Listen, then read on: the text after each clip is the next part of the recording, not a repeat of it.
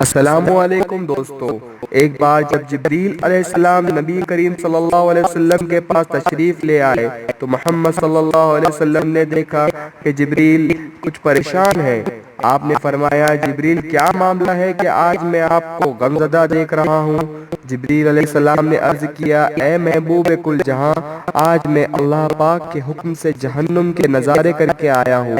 اس کو دیکھنے سے مجھ پر یہ غم کے آثار نمودار ہوئے ہیں۔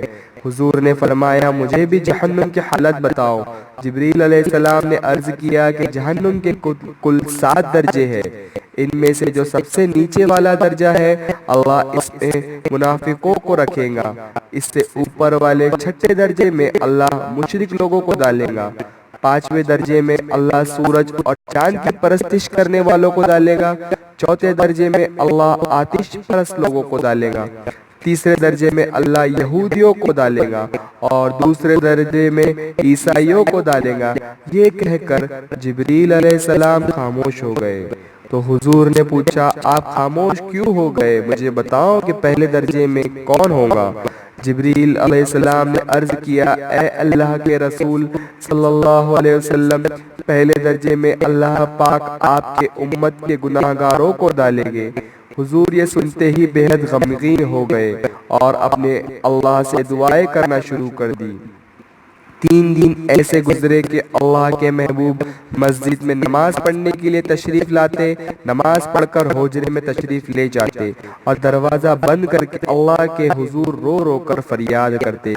صحابہ پریشان تھے کہ حضور پر یہ کیسی کیفیت طاری ہوئی ہے۔ مسجد سے حجرے جاتے ہیں، گھر بھی تشریف نہیں لے جا رہے ہیں۔ جب تیسرا دن ہوا تو سیدنا حضرت ابو بکر صدیق رضی اللہ تعالی عنہ سے رہا نہیں گیا۔ وہ دروازے پہ دستک دیے اور سلام کیا، لیکن سلام کا جواب نہیں آیا۔ آپ روتے ہوئے سیدنا عمر رضی اللہ تعالی عنہ کے پاس آئے اور فرمایا، میں نے سلام کیا لیکن سلام کا جواب نہ پایا، لہٰذا آپ کو ہو سکتا ہے سلام کا جواب مل جائے۔ آپ گئے اور آپ نے 3 مرتبہ سلام کیا لیکن جواب نہ آیا۔ حضرت عمر رضی اللہ تعالی عنہ نے حضرت سلمان فارسی رضی اللہ تعالی عنہ کو بھیجا لیکن پھر بھی جواب نہ آیا۔ حضرت سلمان فارسی رضی اللہ تعالی عنہ نے یہ پورا واقعہ حضرت علی رضی اللہ تعالی عنہ کو سنایا۔ حضرت علی رضی اللہ تعالی عنہ نے سوچا کہ جب اتنی عظیم شخصیت کو سلام کا جواب نہ ملا تو مجھے بھی خود نہیں جانا چاہیے، بلکہ مجھے ان کی نور نظر بیٹی حضرت فاطمہ رضی اللہ تعالی عنہا کو اندر بھیجنا چاہیے۔ لہٰذا آپ نے حضرت فاطمہ کو سب احوال بتا دیا۔ آپ حجرے کے دروازے پر آئی، ابا جان السلام علیکم۔ بیٹی کی آواز سن کر محبوب کائنات اٹھے، دروازہ کھولا اور سلام کا جواب دیا۔ ابا جان آپ پر کیا کیفیت ہے کہ 3 دن سے آپ یہاں تشریف فرما ہے؟ حضور نے فرمایا کہ جبرائیل مجھے آگاہ کیا ہے کہ میری امت بھی جہنم میں جائے گی۔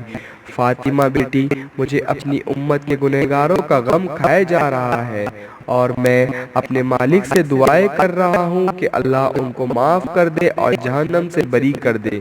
یہ کہہ کر سجدے میں چلے گئے اور رونا شروع کر دیا، یا اللہ میری امت، یا اللہ میری امت، یا اللہ میری امت کے گنہگاروں پہ رحم کر، ان کو جہنم سے آزاد کر۔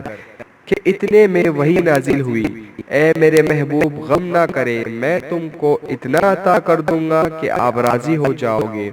حضور خوشی سے کھل اٹھے اور فرمایا، لوگو اللہ نے مجھ سے وعدہ کر لیا ہے کہ وہ روز قیامت مجھے میری امت کے معاملے میں خوب راضی کرے گا، اور میں اس وقت تک راضی نہیں ہوں گا جب تک میرا آخری امتی بھی جنت میں نہ چلا جائے۔